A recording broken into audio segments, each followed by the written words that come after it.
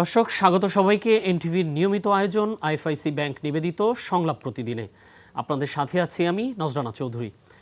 দর্শক, আজকে বিএনপির বর্ধিত সভা হয়ে গেল। দীর্ঘ 6 মাস পর নেতাকর্মীদের উদ্দেশ্যে বক্তব্য রাখলেন বিএনপি চেয়ারপারসন বেগম খালেদা জিয়া। আগামীকাল ছাত্রদের নতুন দলের ঘোষণা আসছে। এসব বিষয়সহ চলতি ঘটনাবলী নিয়ে আলোচনা করতে আজ আমরা স্টুডিওতে আমন্ত্রণ জানিয়েছি সিনিয়র সাংবাদিক সোহরাব হাসান এবং সাবেক বিচারক এবং কলামিস্ট ইকতেদার আহমদকে। আপনাদের দুজনকে এনটিভিতে স্বাগত জানাচ্ছি। আমি শুরুতেই জানতে চাই যে আজকে তো বিএনপির বর্ধিত সভা হয়ে গেল এবং এই সভায় সারা বাংলাদেশ থেকে নেতারা এসছেন। এটি শুধুমাত্র ইউনিয়ন কমিটি বাদ দিয়ে সেন্ট্রাল থেকে শুরু করে সমস্ত অঙ্গ সংগঠন, মহানগর কমিটি, জেলা কমিটি, উপজেলা কমিটি, পৌরসভা কমিটি এবং মহানগর কমিটি সবগুলোর কমিটির সভাপতি, সাধারণ সম্পাদক, উপজেলা সহ শুধুমাত্র ইউনিয়নটা আসেনি। ইউনিয়নের আগ পর্যন্ত যা আছে সব, মানে বিশাল একটা আয়োজন ছিল। তো সেখানে তো বিএনপি চেয়ারপারসন দ্রুত নির্বাচনের দাবি করেছেন এবং ভারপ্রাপ্ত চেয়ারপারসন স্থানীয় সরকার নির্বাচন আগে করার, জাতীয় নির্বাচন আগে করার বিষয়ে যে একটি কথাবার্তা হচ্ছে গভর্নমেন্টের বিভিন্ন লেভেলে। গত পরশুও স্থানীয় সরকার উপদেষ্টা বলেছেন যে তাদের ইচ্ছা স্থানীয় সরকার নির্বাচন আগে করার। এটি সমালোচনা করে বলেছেন যে এটি জনগণের সামনে ধূম্রজাল সৃষ্টি করা হচ্ছে ইচ্ছা করি।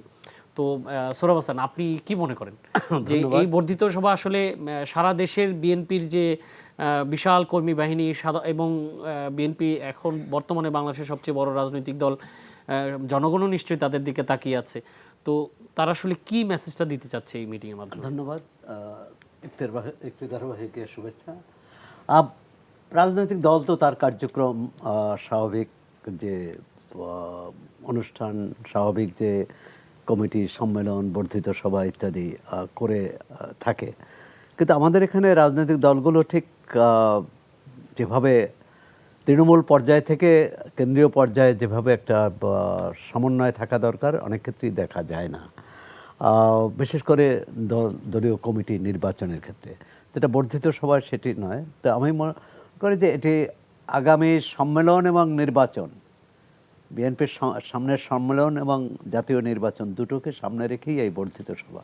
সুতরাং নেতাকর্মীদের মধ্যে স্বাভাবিকভাবে উৎসাহ উদ্দীপনাটা বেশি থাকবে এবং পরিবর্তিত রাজনৈতিক পরিস্থিতিতে আওয়ামী লীগের 15.5 বছরের আমলে তারা নানা নির্যাতন নিগ্রহের শিকার হয়েছে, তার মধ্যেও কিন্তু সম্মেলন হয়েছে। যে বিষয়টা হচ্ছে যে সামনে নির্বাচনী সবার লক্ষ্য। দলের ভারপ্রাপ্ত চেয়ারম্যান আরেকটি কথা বলেছেন যে এই সরকারের নিরপেক্ষতা সম্পর্কে জনমনে সন্দেহ দেখা দিয়েছে। সেটা দুটো কারণ। একটা হচ্ছে আপনি বলছিলেন স্থানীয় সরকার নির্বাচনের ব্যাপারে সরকারের কোনো উপদেষ্টা এটাকে জোর দিচ্ছেন। সেটি করলে নিরপেক্ষতা কেন ভঙ্গ হবে? স্থানীয় সরকার নির্বাচন তো হতেই আমি পারে। আসছি। দ্বিতীয় হচ্ছে যে নির্বাচন নিয়ে সরকারের মধ্যে এখনও একটা দ্বিধাদ্বন্দ্ব আছে, কারণ তারা এখনও সুনির্দিষ্ট রোডম্যাপ ঘোষণা করেনি। জাতীয় ঐকমত্য কমিশনের যদি আমরা বলি যে সূচনা বৈঠকের পর আর কোনো কমিশন বৈঠকও ডাকেনি। সুতরাং রাজনৈতিক দলগুলোর মধ্যে একটা সংশয় সন্দেহ তো থাকার কথা। স্থানীয় সরকার নির্বাচনটা এই কারণে আসছে, এই সরকারের জনগণের, এই সরকার তো নির্বাচিত সরকার না। এই সরকার হচ্ছে ছাত্র গণ অভ্যুত্থানের মধ্য দিয়ে এসেছে। তাদের মূল লক্ষ্য কি? দেশকে গণতান্ত্রিক অভিযাত্রায় নিয়ে যাওয়া, এবং গণতান্ত্রিক অভিযাত্রায় নিয়ে যাওয়ার জন্য নির্বাচনই হচ্ছে একমাত্র মাধ্যম, তাদের প্রধান ম্যান্ডেট। প্রধান ম্যান্ডেট। জনগণের আকাঙ্ক্ষা হতে 3টি নির্বাচনে জনগণ ভোটাধিকার প্রয়োগ করতে পারেনি।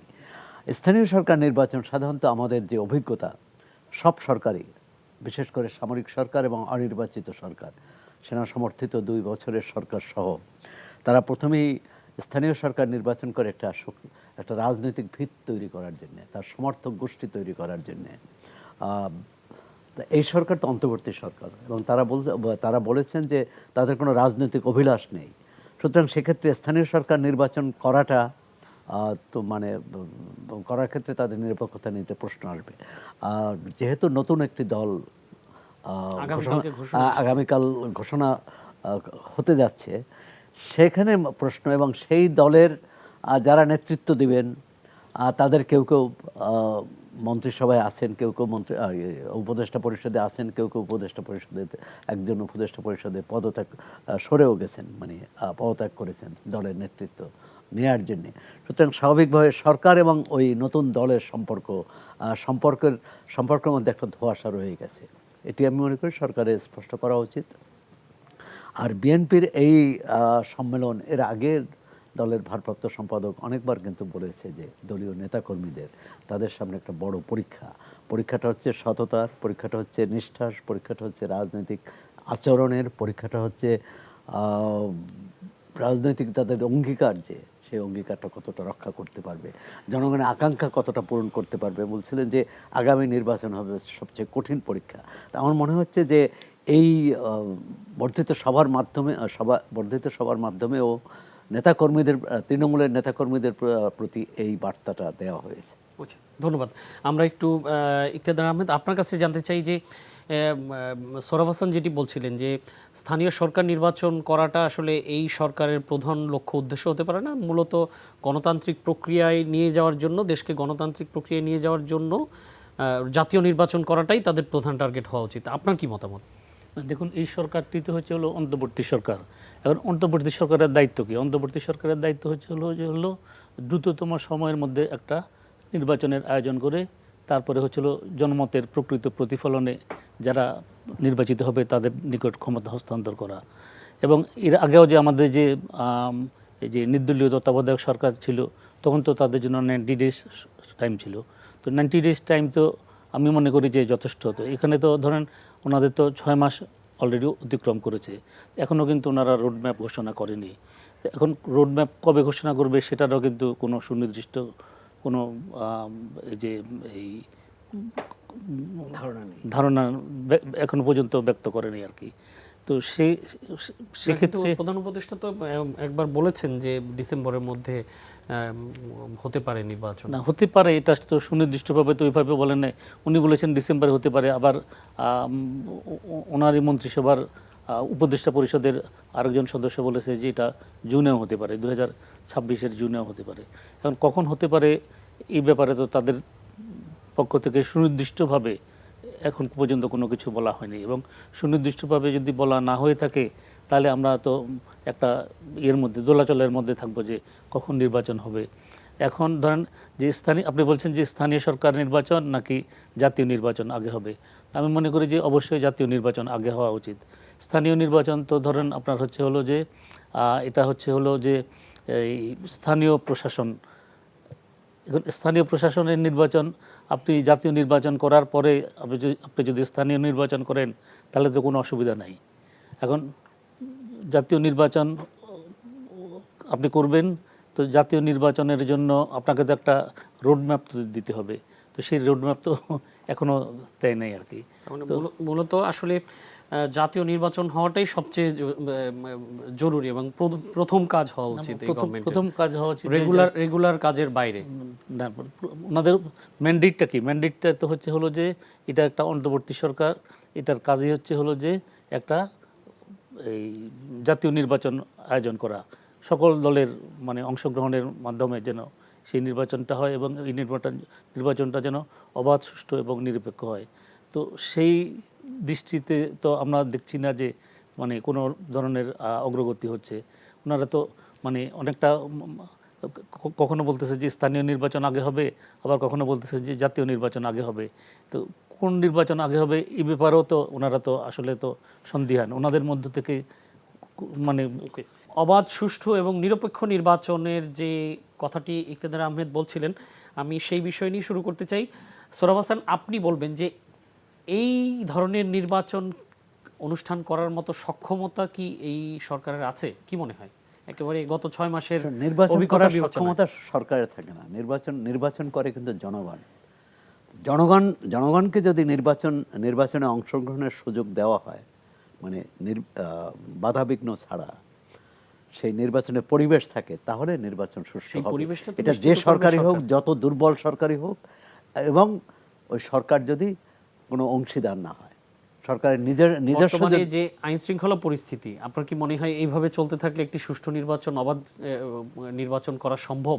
আমার তো ধারণা যে নির্বাচনের বিষয়ে অনিশ্চয়তার কারণেই আইন শৃঙ্খলা পরিস্থিতি নাজুক হয়েছে। তার মানে নির্বাচনের দিনক্ষণ ঘোষণা হলেই ঠিক নির্বাচনের হয়ে যাবে? দিনক্ষণ ঘোষণা হলে, এটা আমি লিখেছিও প্রথম আলোতে, এবং আমার ধারণা, আমি মনে করি যে ইকতেদার হয়ে একমত হবেন, আপনিও একমত হবেন, নির্বাচনের দিনক্ষণ ঘোষণা হলে দলের নেতাকর্মী সবাই এলাকায় যাবে, এলাকায় জনগণের সমর্থন আদায়ের চেষ্টা করবেন, এক ধরনের রাজনৈতিক আবহ তৈরি হবে। এখন তো একটা অনিশ্চয়তা যে কি হবে হবে না, তখন কিন্তু সব দলেরই লক্ষ্য থাকবে যে কিভাবে সমর্থন বাড়ানো যায়, তার যে সম্ভাব্য প্রার্থীকেই করা যায়। জামাত ইসলাম কিন্তু এই কাজটি করছে ইতিমধ্যে, যে বিভিন্ন জায়গায় তার সম্ভাব্য প্রার্থী ঘোষণা করেছে। যদিও জামাত জামাত আবার প্রকাশ্যে বলে যে এখন নির্বাচন করার নেই, পরিবেশ নেই। তো এ হচ্ছে যে সবাই তার রাজনৈতিক বক্তব্য দিবেন, তার রাজনীতি নিয়ে জনগণের কাছে যাবে। একটা বিষয় হচ্ছে যে গত 6.5 মাস হয়ে গেল, তো এক ধরনের এই সরকারের প্রতি শুরুতে যে সমর্থন ছিল, যে মানুষের আশাকাঙ্ক্ষা ছিল, সেটা অনেকটাই কিন্তু এখন মনে করে যে এই সরকার সেটা পূরণ করতে পারবে না, যে কারণে সরকারের প্রতি আস্থার ঘাটতি যথেষ্ট। আস্থার ঘাটতি পূরণ করতে পারবে না, এটা কেন আসলে এই ধারণাটা এটা কেন হলো? সরকারের কি প্রথমত হচ্ছে যে আন্তরিকতা নাই? না, দুটো, শুধু আন্তরিকতা নাই তা না। এক হচ্ছে সরকারের নির্দিষ্ট রূপরেখা নেই। এদের শুধু নির্বাচন না, আপনার অর্থনীতি কীভাবে পরিচালিত হবে, ব্যবসা বাণিজ্য কীভাবে পরিচালিত হবে, শিক্ষাঙ্গন কীভাবে পরিচালিত হবে, প্রশাসন কী পরিচালিত হবে, আইন শৃঙ্খলা রক্ষাকারী বাহিনী, সব ক্ষেত্রেই কিন্তু শুরুতে একটা নৈরাজ্যকর অবস্থা ছিল। সেই নৈরাজ্য থেকে বের হয়ে আসা, প্রথমেই যদি এই নৈরাজ্যটা ঠেকাতে পারত, তাহলে কিন্তু সরকারের জন্য কাজ করা অনেক সহজ হতো। কারণ তখন তারা সমর্থন দিয়েছে। না, রাজনৈতিক দলগুলোর সমর্থনও ছিল, বিপুলভাবে সমর্থন ছিল। কিন্তু এখন তো রাজনৈতিক দলগুলোর মানে সন্দেহ করছে, কোথাও বিরোধিতা করছে। সুতরাং এইটা হচ্ছে সরকারের জন্য বিপদ। আরেকটি বলছে যে নির্বাচন করতে পারবে কিনা, নির্বাচন করতে পারবে। সরকারের যদি নিজের কোনো স্বার্থ না থাকে, তাহলে সে ভোটারদের প্রভাবিত করার চেষ্টা করবে না, তার কোনো দল থাকবে না যে এই দল জিতে আসুক, সে চেষ্টা করবে যে জনগণ যাকে ভোট দেবে সেই ভোটের পরিবেশটা তৈরি করা, যাকে ভোট দেবে তারা সরকার গঠন করবে। তবে আমাদের রাজনৈতিক সংস্কৃতির একটা বিপদ, সেটা হলো নির্বাচনের পরে যে দলই জয়ী হয়, যখনই জয়ী হয়েছে, সে দল সব কিছু দখল করে ফেলে। আপনি প্রশাসন থেকে শিক্ষাঙ্গন, আদালত সব কিছু। এইটি সংস্কারের প্রশ্ন হচ্ছে, এক্ষেত্রে রাজনৈতিক দলগুলোর অঙ্গীকার থাকতে হবে যে পুরানো রাজনীতি আর চলবে না, পুরানো রাজনীতিতে আমরা যাব না, সব দখল করা, আবার পরদিনই রাস্তায় নামা, এটি না হয়। আমরা তো 4টা ভালো নির্বাচন পেয়েছিলাম, কিন্তু 4টা ভালো সংসদ পেয়েছি, 4টা ভালো সরকার পেয়েছি। তো এই সংখ্যাটা তো আছে।